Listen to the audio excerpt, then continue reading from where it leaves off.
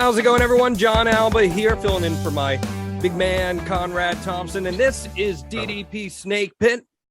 Now, thankfully, you're not here to listen or watch me. You're here to chat with two of the biggest Hall of Famers in the history of history. First off, Mr. Jake the Snake Roberts. Jake, how are you, my friend? Wonderful, wonderful, wonderful, man. Just trying to keep it going down the road straight, you know? You've been doing pretty good at that. Oh, yeah.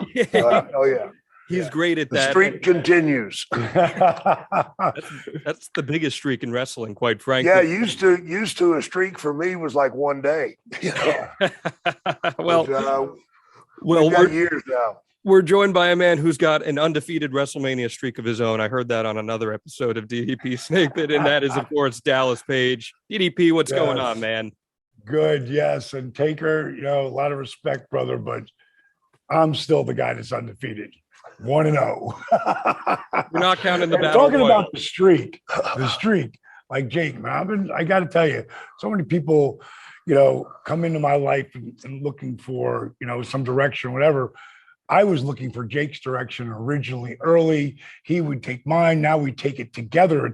It's like, I never thought that I would ever see Jake be at this spot with clarity. No, and it's just amazing to me. And it just shows one of the things you said, and we were in Vegas at the Cauliflower Alley Club, and someone was saying something and they were going, Jake, yeah, I wish I could quit. And you were coming up the stairs. You go, hey, bro, it doesn't have to be like that.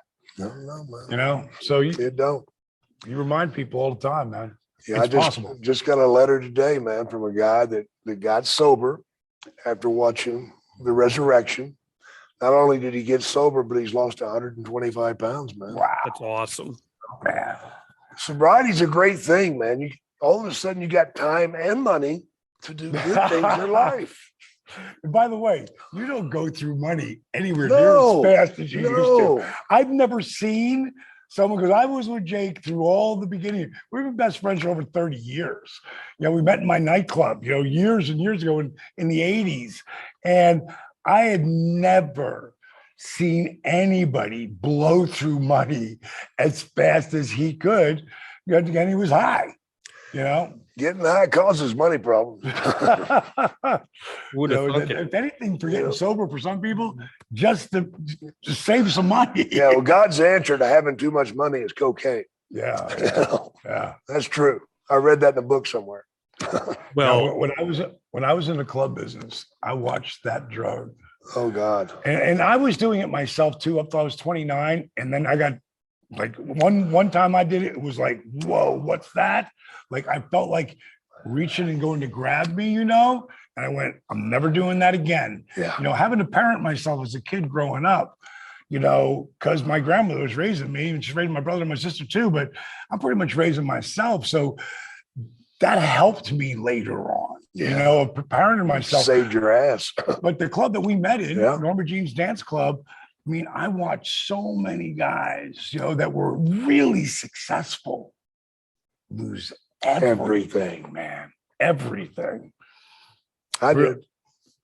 Oh, you got it back. Yep. well, we're so glad that both of you are obviously thriving today here in your own respective arenas. And I'm so grateful that I get a chance to chat with you guys today about one of the greatest professional wrestlers of all time. And that's We've Ricky. talked about me enough. That is true.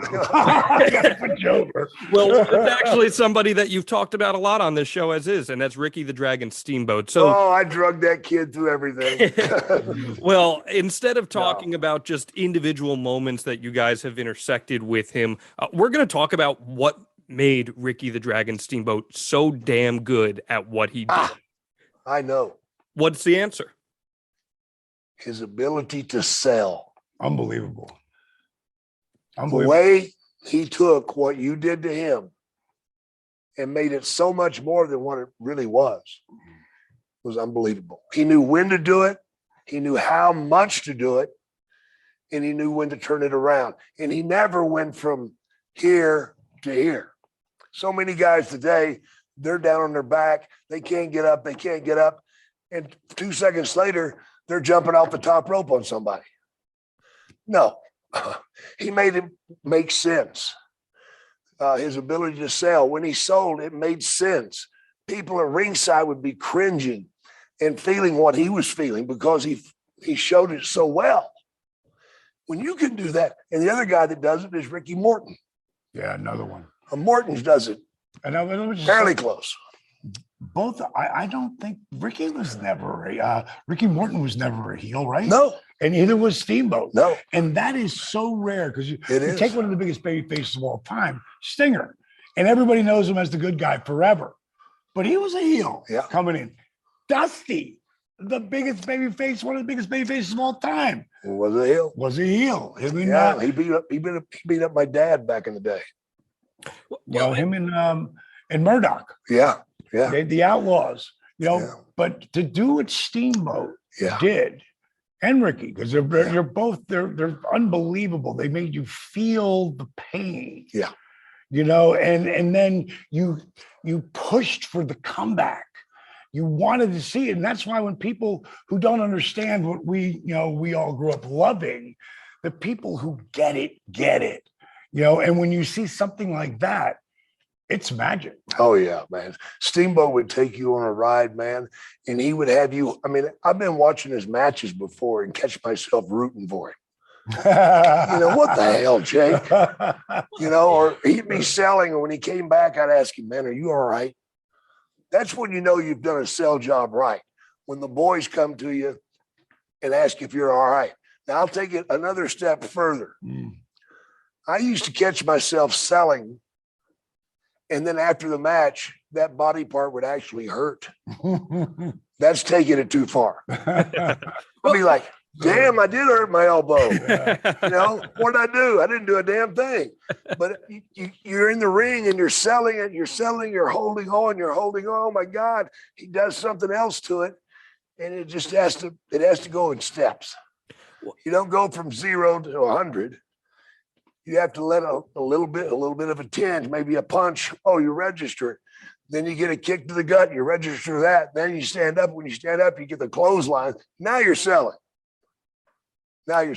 It's the crux of every good guy or protagonist in any form of media, not just professional wrestling, right? Like when the audience feels with the protagonist, when they have compassion, when they have empathy towards the babyface, proverbially, whether it's in a movie, TV show, or professional wrestling, that is how you know that you are damn good at what you do. And Ricky the Dragon Steamboat succeeded across decades in doing so. What do you think was the key to his longevity in that sense? Well, the fact that he was in such great shape, number one. Ridiculous. And he was a handsome devil with a great natural tan. Right. I mean, every young girl looked at him, and just cringed. And his ex-wives loved that. For me, I look at I put Ricky, especially when it comes to selling and storytelling, in the same spot as Sylvester Stallone. Yeah. When you watch that first Rocky, I mean, you're moving in the chair, you're throwing the punches with him, you're doing it all, man. Yeah, when you're really feeling it. And that's the way, I watched with him and Steamboat, him and Mach at that WrestleMania match. And that me and Mark Merrow were working together at the time. And for some reason, there was a period in time in wrestling where there weren't a lot of false finishes. It pretty much went right into the finish. There was a couple boom, boom, and then the guy went over. I watched that match, over and over again. And then watching Steamboat and Flair, very, very, very much the same thing. Like the storytelling that they got into, and these guys worked together 1,000 times. Yeah, at least. And that's one of the real, it's like I was talking about earlier. I come in here, I'm working on my talk I'm going to do. It's for corporation, inspirational thing. It's once I get it going, I can do it for every day, not even think about it. But that first month going into it, I got to work so much. That's what Ricky had with the greats like Macho Man, and he had it with Ric Flair. But me and Merrow were working together. And if you go back and look at anything that me and Merrow did, I can't remember if it was 95 or 96. Pretty sure it was 95-ish into 96. I watch those tapes and I'd watch it. And then I call Merrow up. I call Mark, come on over. Let's watch this. Watch what they're doing here. And then they didn't put us on Nitro. they put us, we're doing the 6:05 show or the 9:05 in the morning on Saturday or Sunday, but they let us, Terry Taylor would let us be the dark match. So every night, every Monday, we're at TV and we get to go. And there was some point in the time of us working together where all of a sudden you heard the whole crowd go, 1, 2, ah! And that's I look the up greatest sound, man. I look up, I go, we Got him. you. Damn right. Got him. Now you're just gonna play with it, man. And I learned that from Steamboat, Yeah. and I Yeah. learned that, and then me being the heel and trying to get Mark to be more of that baby face. And later I stole that stuff, flipped it The other around, round. and used it. And worked with sold. Mach too, and just feed it right in. I mean, with Steamboat, for me, we never hardly ever talked. We'd talk, maybe we'd talk before the match for a few minutes, and just come up with a couple of spots. But everything else was just my action, your reaction. And I love doing that. I love doing that. That's very old style. But, today, and it showed in the WrestleMania match. They got together several times and went through that match. And it shows. It does show. And not to the fans, but it showed to me that maybe this is the new way, the right way. Because just watch the match. If that's not the answer, then who the hell are you? And there's no way in hell that you could go out there with somebody fresh and not have talked to them and still perform to that level. No, not that level. To come up with those things. Yeah. That many things. Yeah. So maybe that is the new way. Let's talk about WrestleMania III for a minute here. First off, unfortunately, Jake, you had the task of having to follow that match on that WrestleMania card. What are your recollections of after the match goes down, they come to the back, you're going out, you got Alice Cooper and everything, but do you remember there being a buzz from the locker room of, holy crap, those guys just tore it down? Oh, yeah, they killed it. But fortunately for me, I was sure of what I was doing, and where I was going. Plus, I had a little something extra. Yeah. Alice Cooper. And there was a point in the match when I was down selling and HTM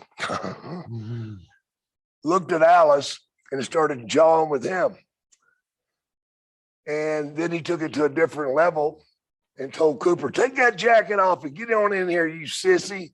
Who the hell has a man called Alice? So that was a great moment, but it was easy to get the people back. Some guys are foolish. They'll go out after a match like that and immediately try to take the people higher.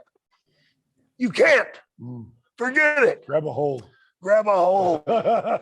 Get your storyline in. And that's what we did. Did you guys recognize that they had put on did you guys recognize that they had put on a special match? Like not just you personally, room as a whole. Everyone knew what they had just done was special. When I looked at the card, I knew they were going to. Yeah, right. I didn't have to see the match. I looked at the talent that was going to the ring. I'm like, oh, fuck, this is going to be fun following this one. But you got to know how to follow. And what you do is you go in and you start your story. You pause, let the people come down. They're still shaking over there. Let them catch their breath.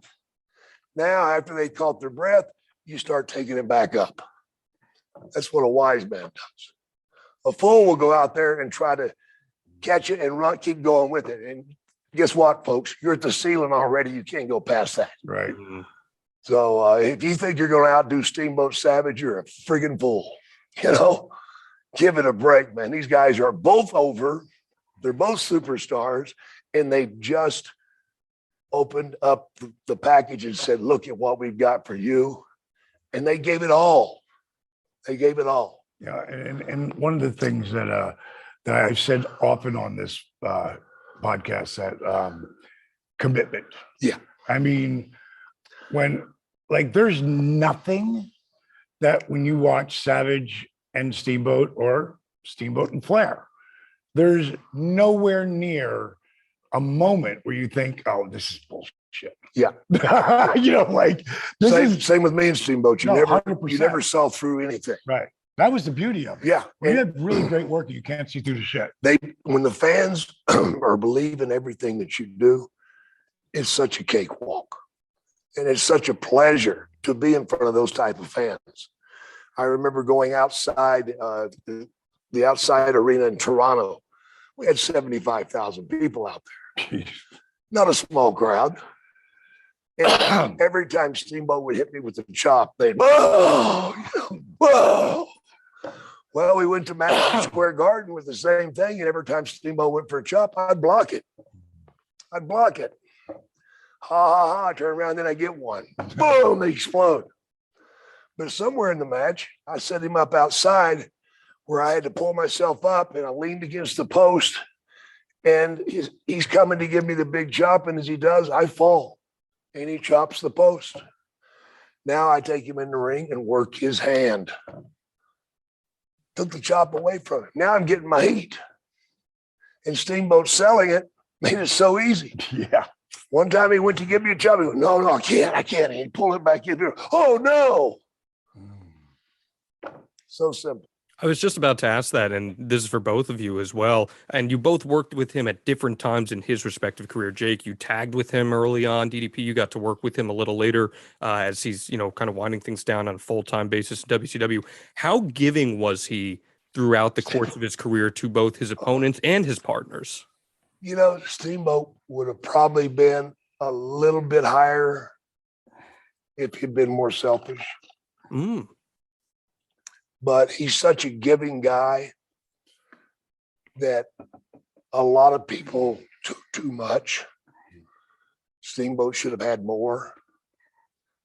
For me, I mean, in that vein, like I'm bottom guy, when I'm working with Ricky, and Ricky is making me out there. Oh yeah. You do that. Yeah, you hit him with something, he stays down. And the thing is, we've all done it, gone out and grabbed the guy, pick him up. Ideally, I would like program my brain, stomp his hand, kick him in the side, freaking do things to him while he's down. So I have to pick it up and then take it back down again. But I did it. We all did it. We get caught up in that shit. But proper selling as a babyface, when I was a heel for all those years, it really taught me how to be a babyface. Oh yeah. And that's why when you understood that you wanted what you wanted. Exactly. Duh. Which is what Ricky Morton and Ricky Steamboat never really getting that time to learn that. It came instinctive to both of those boys. Yeah. And Ricky's still out there doing it. Oh, Jesus. I don't know. I'll never forget the time. I'm in center stage and I'm just breaking in. And you know me, I got the knee brace. I got the pads on. I got the knee braces. I got the pads over the pads. Where you just come out of the hospital. I've got the elbow pads. I'm taping my wrists and Morton. And fingers. And you have head fingers. And Morton and Ricky Morton is walking out of he's walking out of the locker room. It's a drag with a cigarette. He looks down at me and he goes, "What are you playing middle linebacker today?" I go, "Dude, I'm just trying to protect the joints and stuff." And I don't understand. We're football fanatics. I don't know how these kids are at least wearing some kind of neoprene on their elbows and knees. It doesn't make any sense to me. It doesn't make you any faster. I mean, your elbows are good. Like, I know buddies of mine who can't do that. Yeah. They can't do because of all the elbow injuries. But for me personally, I was just trying to hold back the hands of time as long as I could. Because when you start at 35 and a half, it's a different animal, And he caught a lot of flack over it. Oh, boy, did I. Boy, people used to rib him, man. Oh, my God. It was brutal. My God. You ended up working out all right at the end of the day. I can't work okay. Yeah. Something did. Well, I want to turn back the clock a little bit here. Jake, you come across Ricky when he's really young. Both of you guys get in the business around the same time. Your first impressions of him as a human being, forget even the working stuff. Oh, my God. He is probably the nicest guy in wrestling I've ever met. A genuine gentleman. I had the ultimate respect for him as a man, as a wrestler, as a human being. I can't think of one bad thing I've ever seen him do, even on the edge. I think the worst thing I ever seen him do was involving me. Probably had something to do with it.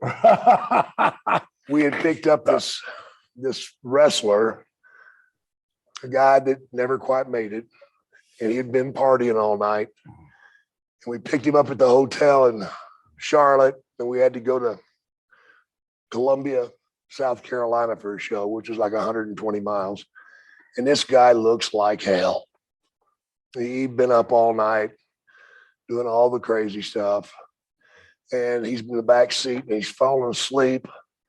I mean, I'm like, dude, you need a little pick me up, don't you? And he's like, when could I use that? Well, Steamboat, in the meantime, has got a magazine and he's pouring out Sweet and Low on it. And okay, dude, we got a little bit. You can have the rest of it. And we handed it to him. He went, oh, I love you guys. Oh my God, you guys are the best. And he did it. And then he goes, hey, now I'm ready, man. Woo, woo, woo. Let's go, guys. I'm ready. Thank you, God. You saved me. I'm having a good match tonight. Your mind will trick you. Your mind will trick you. But Steamboat killed it because the guy got about 10 miles down the road. He goes, man, I wish we could get some more of that. Steamboat said, no problem. And he drove through a McDonald's and he asked for 2 Sweet and Low. And we poured them out and the guy went, oh man, I knew something was messed up with that stuff. You know, he's trying to pick boogers out of his nose. You're lucky Sweet and Low didn't kill him. True. You're lucky. I would never have started that. Sugar, I thought you were saying in the beginning. No. Now, let me ask you, when Ricky broke in, did he break in that Charlotte area? No. What area did he break in at? I think he was around Atlanta. I'm not positive. Maybe Florida. Yeah, so he debuts in the AWA, and then he goes through Florida.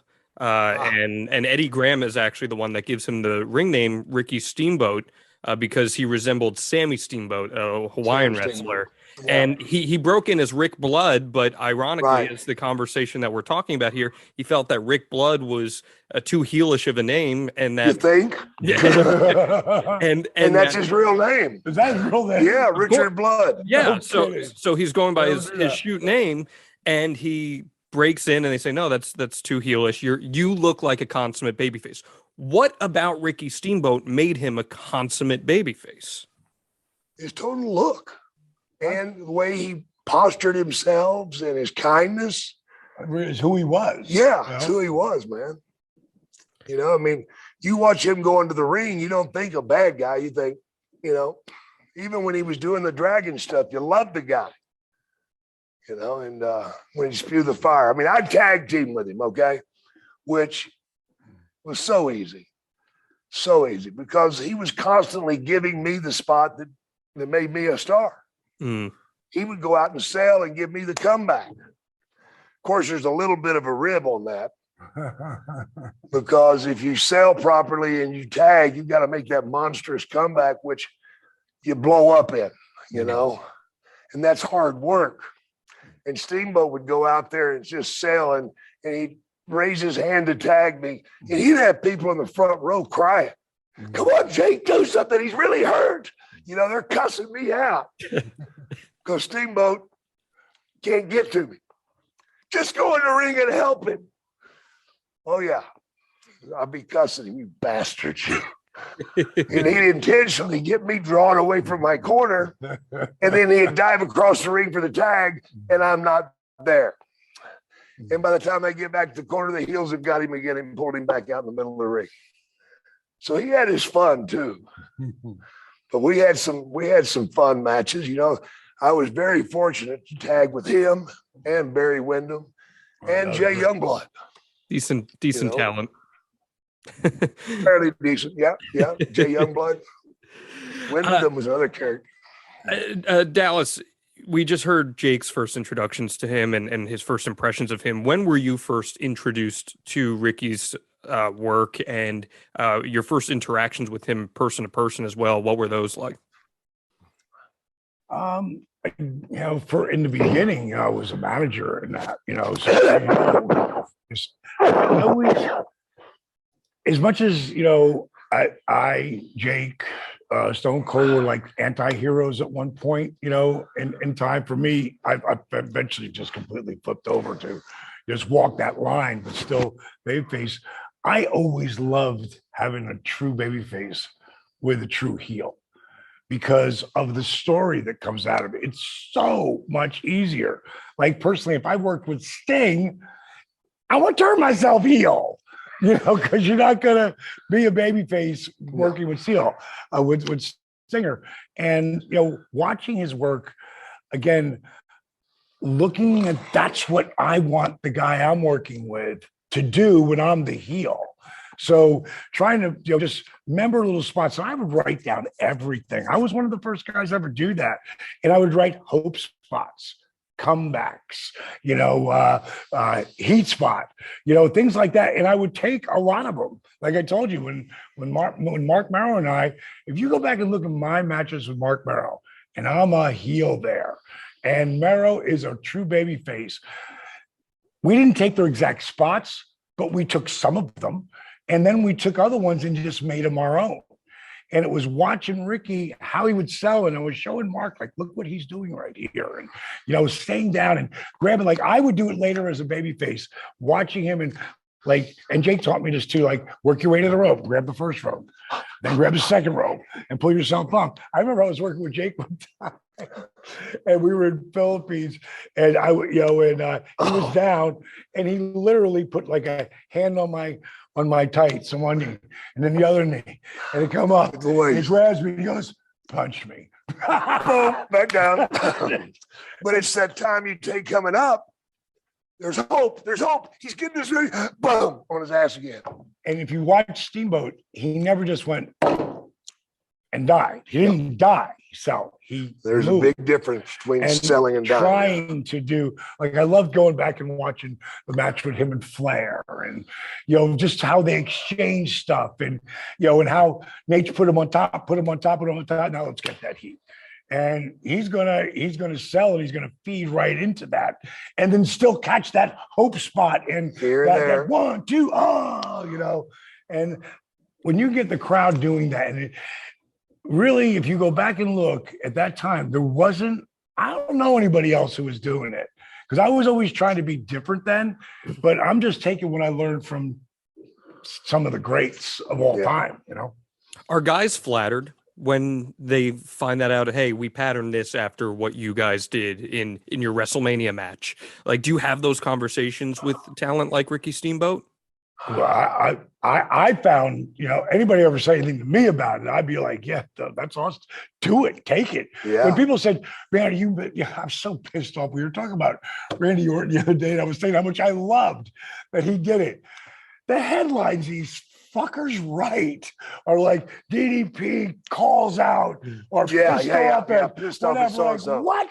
That really, the Triple H thing too. I was talking about how he took the diamond cutter one day and I said, hey, buddy, could you please not do that? He said, no problem. And he did. It was like such a respect thing. And Triple H and I have been tight since the day he walked in when he was Paul Levesque, who his real name and terrorizing. We've always had an amazing relationship. Those stupid headline people, I just like this bitch slap them but I know they're trying to get people to grab it, and then they got to go and they tell the real story. Yeah, it's really irritating, shit, man. It's really irritating. That's why we're telling the real stories here on DDP Snake Pit, and that's why you're tuning in here. You're one of those guys that probably wrote that, Dallas. You realize that? I TV on him. That's right. No, but you just brought up the Ric Flair matches, right? Like these iconic matches that some people say are the greatest matches ever put on, and to have that moniker attached to your body of work and your resume, that is something that I would have to imagine you put very high expectations on yourself every time you step foot in the ring. What kind of expectations did Ricky set for himself whenever he would go out there? I don't think he set expectations. Mm. He just went out and did his job, man. You know, I think he is the most, you know, we're really putting him over, but it's the truth. It's easy to do. But I think he's the most underrated Oh, absolutely. Hall of Famer of all Absolutely. I agree. time. You know, I think he's the Totally. most underrated Yeah. of all And time. the reason being is because he didn't have that vicious side to it. I think if Steamboat would have been a heel for 6 months, he'd have been a better babyface. The people might have been different. I don't know how Let's he see could who have can been turn him better. heel. Why do you think that, Jake? Why do you think a short little heel run? Because he pushed for a heel run in WWF and Pat Patterson said no. So why do you think a heel run would have benefited him? Because you learn so much. You learn so much when you're on the other side. I mean, I didn't really get it until I turned heel. I've been a babyface from the beginning. And when I turned heel, man, all these new ideas and started coming into my mind, and I started thinking differently and projecting differently. And I think if he'd had the opportunity, he'd have probably been just as good, you know, but who knows? But it's something that happens when you make that shift. Yeah. You know, Yeah. it's something It that happens. reignites you. Yeah. It reignites you. And for us, I think the coolest thing is when they turn you. Oh, Whether yeah. it's good or heel or face. Yeah, either It's way. good, man. You just got to jump. You got to jump on it, you know. And I was lucky enough that, you know, because Scott Hall used to always say, "You're not a heel, Dallas. You're a baby face." Yeah. Like, no. Like that time I was doing with Eddie Guerrero when I was grabbed the mic and cut that promo on him. He's like, "What are you doing? You had the people." And then what do they do when you told them, "I don't need you cheering for me"? Yeah. They shut up. Yeah. Like, Duh. oh, Don't good ask them to idea. do that. Well, Be careful what you ask for. yeah.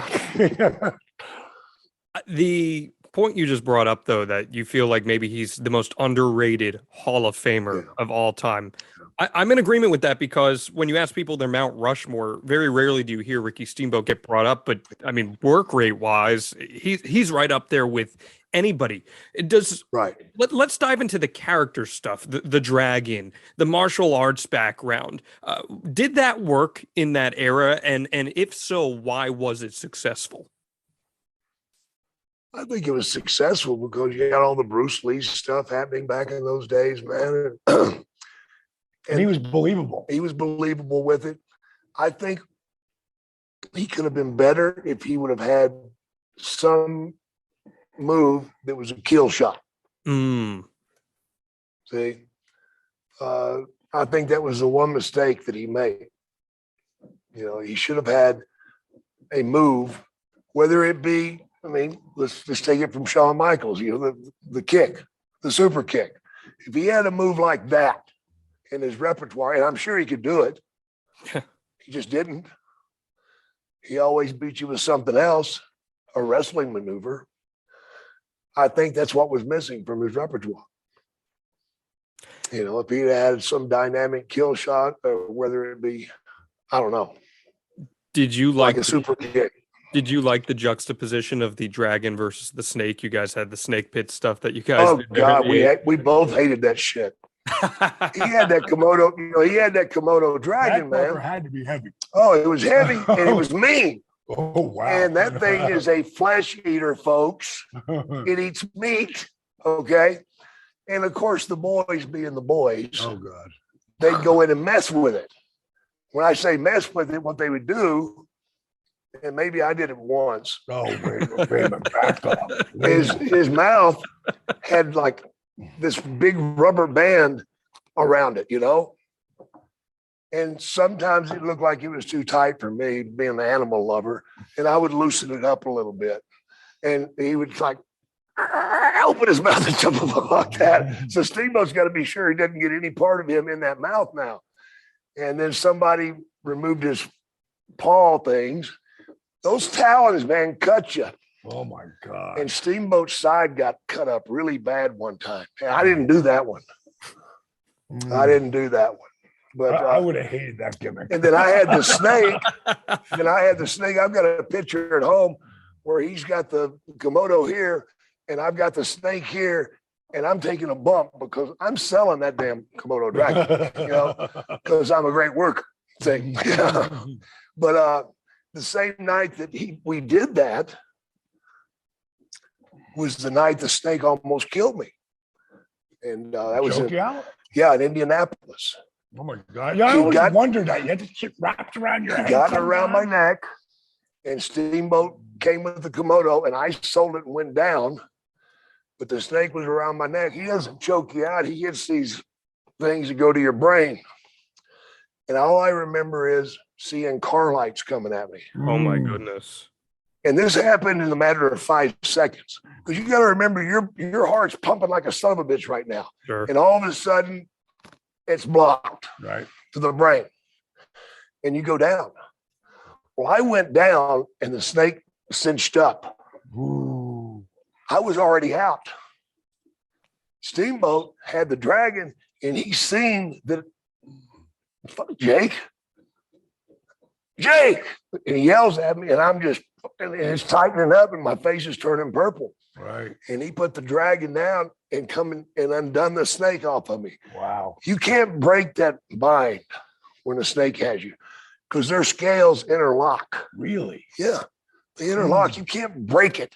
You have to get under the end, one end or the other, and unravel it. Right. I remember you telling me that. Yeah. And Steamboat did that. When I came back to, there was only about that much of the snake left in the ring. The rest of it was in the first and the second rows. And the people were moving. Now, Vince told me, if it ever gets in the crowd, don't come to the next show. You're fired. And I reached over and grabbed the tail and just pulled as hard as I could and jerked it back into the ring. Wow. And the really crazy thing about that Look at his face. Yeah. The really crazy thing about that is the next time I came to Indianapolis, I come driving up, they let you pull your car inside the building. And I pulled in, and these cops are coming at me. And I see the building manager. He's like, come here. And I'm like, what the fuck, man? What's going on? And these cops are like, we need you over here. I'm like, yeah, man. What'd I do? I got my hands up. Now, I might have smelled a little bit like marijuana, but it's a cologne I was using. Anyway, the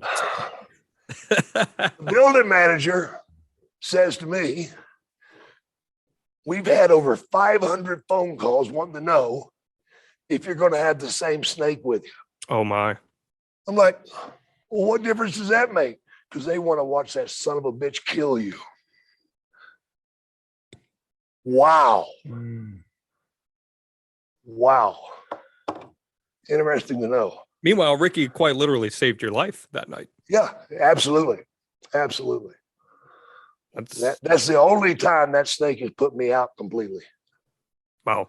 It's so funny because where you said here on the side, I will never forget. I was running one of my clubs in Asbury Park, God, early 80s. And this one buddy of mine, he was all jacked up, coked up and everything. And he wouldn't shut up. And we're up like 2 steps, and the whole thing was tile, right? So we're up on the platform bar, there's a step and in the ground.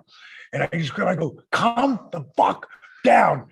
And he went like fell out of my hands, and I'm watching him go slow motion, boom, and I can see his head bounce off the tile. And now I'm like, oh my God. You got these. Yeah, but I'm thinking I killed him. Yeah, absolutely. So I go down to grab him to pick him up, but he's been sweating. So when I grab the shirt and pull him, the whole back of his shirt rips off. And I'm thinking I killed him, and I ripped his shirt off. I'm freaking toast. My life's over. All of some things go through my head. He starts coming to. 2 of my bouncers help me. We take him back to my office. He goes, dude, what happened? I go, I don't know. You just passed out. Yeah, absolutely. I was trying to hold you up. There's no video cameras back then. No. Oh my God. No. But you're talking about that. That's what I saw. Yeah. And I remember you telling me. Yeah, you don't choke out. It's these 2 things here, man. It stops the flow. You can do it to yourself. If you push hard on there, you'll feel your head getting lightheaded. And I'm not going to try to do Jake, that right now. Jake is smart to be up to something. Like if everything ever happens, he told me. I remember you telling me, take the end of the snake, and because you're not going to pull. You can't. I forgot it's impossible. You said about the scales interlock. Yeah, that's crazy. Did Ricky know to do that? Did you make that clear to him ahead? Yeah. Okay. Yeah. Wow. So if you think about those scales, man, what a snake does is they'll latch on, right? Now here's the scales. They'll sit there and wait for you to exhale. Because when you exhale, what happens? You get smaller. Mm-hmm. They'll tighten up a little bit more. Oh boy, yeah, right. Now you go to breathe again. You exhale, you tighten up a little bit more. Pretty soon, see ya. Man, those pre-match convos, you're like, okay, so a small package here, and by the way, if the snake wraps around my neck, just pull it by the tail. That's that's pretty incredible. Run like hell. We've talked already so much about how just great of a worker in between those ropes he was, but how critical of his own work was he? There are a lot of pro wrestlers who can't even watch their own matches back. I'm one. Dallas, did you have any interactions with him about his work? I've never. I don't think anything. When I was with him, and he was just so good. He's so mellow, man. He's such a chilled cat. Confident in what he does. It's pretty much legend. As far as me, I filmed everything because I had a short box of window. I never thought I'd end up working really on and off till I was 49. I never imagined that starting at 35. Why would I? But just watching everything for me, it's hard. If it's good, I can watch it over and over and over again. But if it's not, I can't watch it. I can't even hear the promo. I'll just forget that one. I don't want to watch that. Even my best stuff, I can still pick parts. I'll pick it apart. And I found out me doing that was bringing me down mentally. So I'd rather hear what you thought of it or what a fan thought of it. My dad told me something early on. He said, if you ever want to know what's going on, ask the fans. Makes sense. They're the ones that buys the tickets. Right. So that's that. What I love about Ricky's career is that he has the first retirement. He stays in the business, and then he has a little bit of a second run that not a whole lot of people talk about, but he did some stuff in TNA. He did some stuff in Ring of Honor. And then he did the Jericho little program that he did in 2009, worked WrestleMania, Jimmy Snuka and Roddy Piper, and then had a singles match with Jericho. It's always cool seeing the legends hop back in and go. And sometimes you're like, I don't know if they should. But when that guy stepped back in, it was like the magic never left. Yeah, he looked great. He didn't have any sagging parts like we do, or like I do. Yeah, but I wasn't surprised. No. But I was blown away. I was like, damn, man. But again, he's one of those guys that could come back and do that because he took care of himself. Yeah. A lot of guys don't take care of themselves. And he wasn't a big partier. Yeah. Except for the sweet and low, of course. All that. Well, that's why I didn't travel with him much. Probably would have been way better for you. Yeah, it would have been. Yeah. Or worse for him. Or worse for him. Yeah, there is that. But I think he'd have been okay. How was he in terms of mentoring younger people over the course of his career? Yeah, he's a helper, man. He helps you when you're in the ring. He helps you out of the ring, man. And he's very cool about doing it. He's not loud. Like some guys will try to help you, but they're trying to embarrass you at the same time. Bring you down, put you in your place. Not Steamboat, man. He just, hey, to ask you something. He didn't say, I want to tell you something. He didn't say, I want to ask you something. Would it be better if you did it this way? Just the way he says things. Do you have any recollections of that, Dallas, when you were maybe trying to get the wheels churning a little bit in WCW? Oh no, when we worked together, he's like very much like I am. He'll help people and give them advice, and he was really easy like that, man. Like, and some guys, they don't have the time, they won't watch your match or whatever. Steamboat would watch your match, And that helps promote a healthier industry, right? Like that it doesn't have to be the old way, because I think a lot of people are territorial, but that sort of thing, it helps. There's not enough of it. Yeah. There's not enough of it. And unfortunately, I love working for folks, man. I mean, this little run I've been doing with Lance Archer and everything, I've tried to help some guys and they just like shun me off. Crazy. And I just sit there with my mouth open. Did this guy just blow me off? And I mean, I actually had one guy tell me, hey, man, I got my contract. Wow. Wow. But it's a different age today. It's more business today. Mm. And these guys, back in the old days, you'd walk around with a six-pack in your bag. These guys today come around with the computer in their bag, and they got this and they got that. And they're schooling themselves in a different way. And, And that's okay. Yeah, and some of it really works. It does. Some of it. If you look at some of the older guys, and when I say older, I'm talking about like CM Punk, Bryan Danielson, They were started. Okay. Yeah, but these guys are really turning into the real storytellers today. Yeah. Like they're out there. They're not, they've slowed down. Yeah. Because of age, but also work and IQ. Like their stuff is awesome. I mean, I love watching what they're doing, and I do too. It's helping to. It's kind of like a mixture of old school and new school. Yeah. Because they're still doing some pretty amazing, crazy stuff. Yeah. So with that said, and that's a great way to tee this up, who is one person from today's era that each of you would like to have seen mix it up with prime Ricky the Dragon Steamboat? Oh, anybody. Pick one person for me, Jake. Oh, one person. I mean, who would just put on an absolute banger with Ricky the Dragon Steamboat? When you say like kill it with the show like this, Matra, a Flair, I would say Bryan Danielson as a heel. That's a given. I would love to see like MJF in him, just because being MJF would learn. But he's such the old school heel. Yeah. That I would love to see that. There's a lot of great talent. A lot of guys out there, man. If you were to give today's talent one Ricky Steamboat match to go back and watch and study, what would it be? Probably Steamboat Savage. Yeah, I would say the same. Or Steamboat and Flair. Either one. And I'm sure you could grab a bunch of other matches too. Yeah. But those two, they last. They'll be watching those because wrestling's never going to go away. It may change and keep changing. It's kind of like if you look at basketball, where it was in the 80s, and the 90s, these kids today, and I say this with respect as far as athletes, there's when I'm on Instagram, I'm not looking at stupid videos. No. I'm looking at either inspirational stuff. Yeah. I'm looking at basketball because I love basketball players because I was one myself. But these kids today, I just saw a kid on this dunk channel that they have. Oh my God.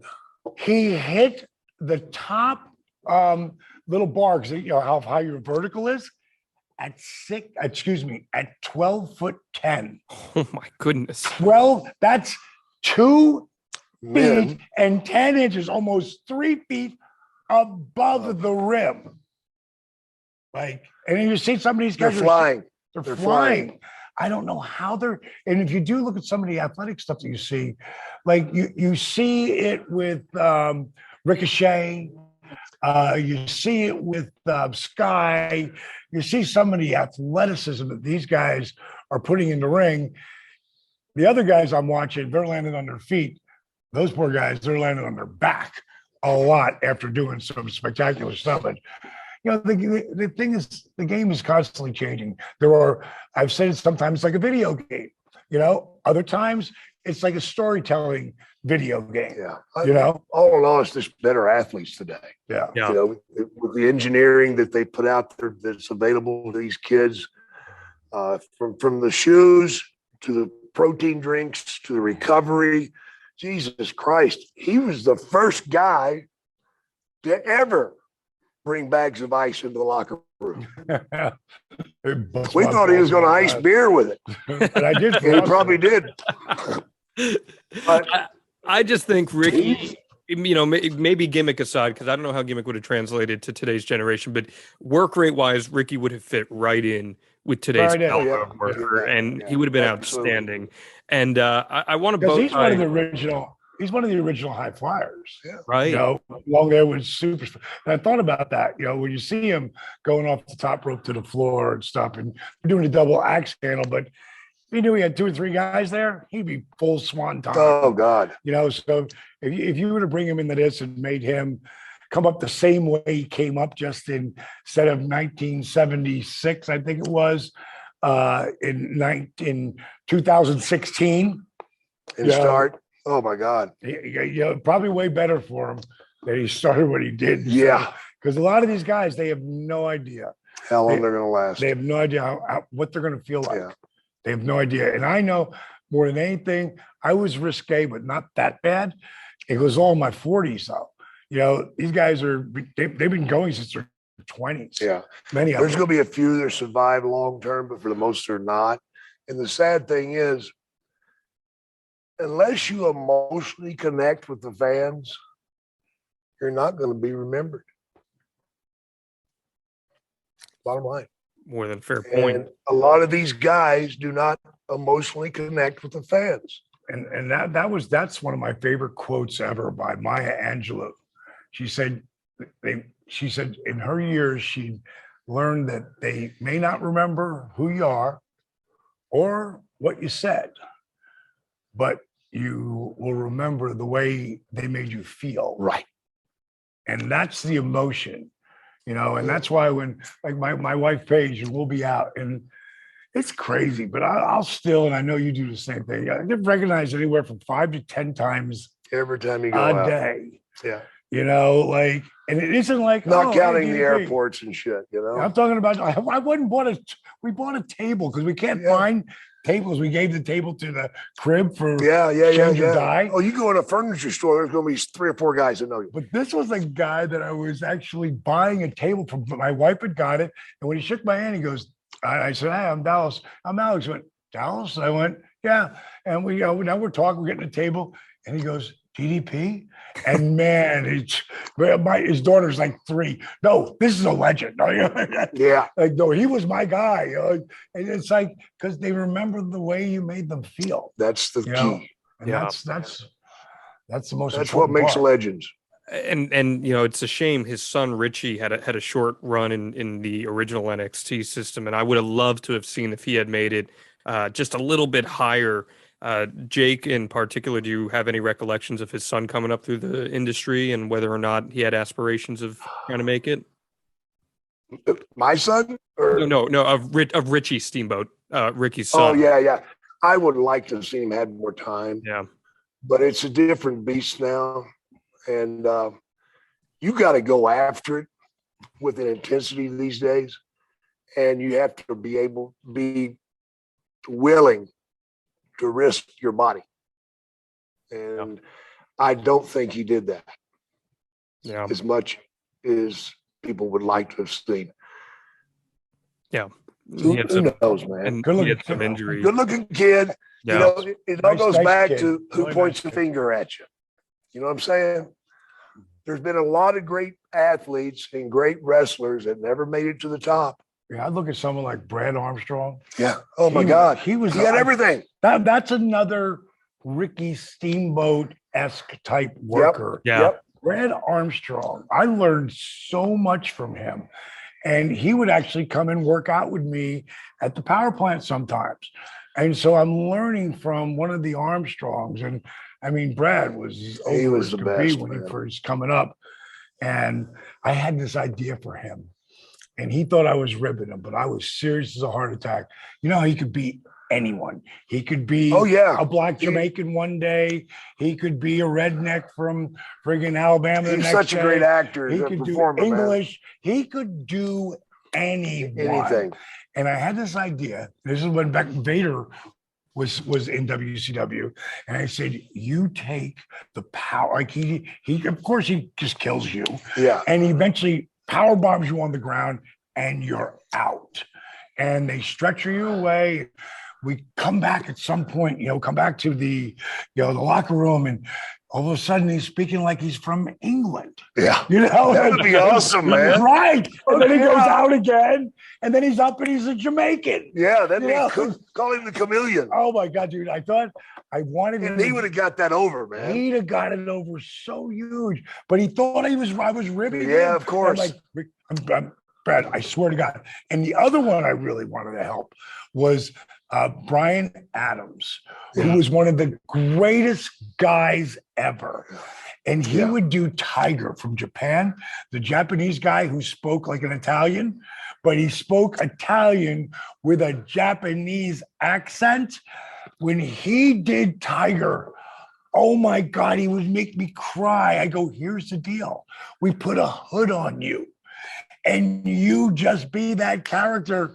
And he was like, no, there's no, he thought I was ribbing. I'm like, you'll be more, because he out there, he was the big badass wrestler. He didn't bring his charisma to the character. Never did. And if he would have, and I love that guy, man. He was a good man. Really blown away that he passed so early. I loved him.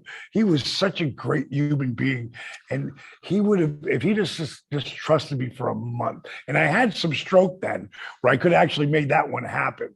That would have been cool. No, it would have been so cool. Yeah, Crush was so underrated and so underappreciated by a lot of fans, I feel like. But I want to bow tie our conversation here, guys, about Ricky the Dragon Steamboat with this one final thing. And I came across this in my prep, and I remembered it. And I know you just recently hit on it a little bit, Jake, but in your Hall of Fame speech, and Dallas, I know this was a big moment for you as well. Ricky stood up and acknowledged Jake. What was that moment like for both of you? Seeing that connection. It was more important to me than Vince standing up, I'll tell you that. Because I spent so much time in the ring with him, and because I thought I'd killed him, and no matter how many times I apologized for that, even though I told him it was impossible to do, it didn't matter. I've just almost killed the loveliest man I've ever met. And you're referring to the DDT on the concrete? Yeah. And I've understood that he's having a few problems now with issues. Well, I think we all do. Yeah, but there's a part of me that says, what if I hadn't done that? And for him to stand up and acknowledge me and point a finger at me, man, I wanted to run out there and give him a big kiss. I thought it was awesome, man. Yeah. That's just acknowledging, your peers. Yeah, that's pretty damn cool, man. Anything else you guys would like to add about Ricky, his legacy, his career, what made him great? I think we got it covered all. I'm sure there's stuff we forgot, but sorry, Rick. Well, and a ton more. The consummate baby face, and as you just said, even with that great Maya Angelou quote, it's how they make you feel, and Ricky certainly made a lot of people feel throughout the course of his career. I will say one thing: when I got my Hall of Fame ring, and I just take pictures with Triple H and Vince and the group and everything, and Ricky was in there, and he was sitting down, and I sat down next to him, and he said, "You're a part of a very elite club now." He said, "Welcome in," and he gave me a big hug, and meant a lot. That's awesome. It meant a lot. That's so cool. That's so cool. Well, I appreciate you guys both opening up about Ricky here and on this great episode of DDP Snake Pit. It's going to be different next week. Well, next week we're going to talk next week about a guy that you brought up, both of you brought up, and that's going to be MJF. And I'm very excited to take a deep dive into MJF and what your guys' respective thoughts are about his trajectory and what he could end up being in professional wrestling. It'll be fun. It's going to be a lot of fun. Again, guys, if you want to interact with Jake and DDP, head on over to cameo.com and get in on some of that fun. And DDP, you guys are going to be heading over to the UK soon. Is that correct? Oh, I'm working on a tour right now. So let everybody know, let people know out there in the UK, there's Me and Paige are going to be coming out there. We're looking to do a whole tour like I did about 3 years ago, just looking for the right place I'm going to start at, because I'll start at a Comic-Con, one of those out there, and then we'll let people know in the coming weeks. I love that. Rumor has it you might even end up out in Alaska at some point. So that's some cool stuff going on over there. I appreciate both of you guys. I hope everyone enjoyed this, and we'll see you next time here on DDP Snake Pit.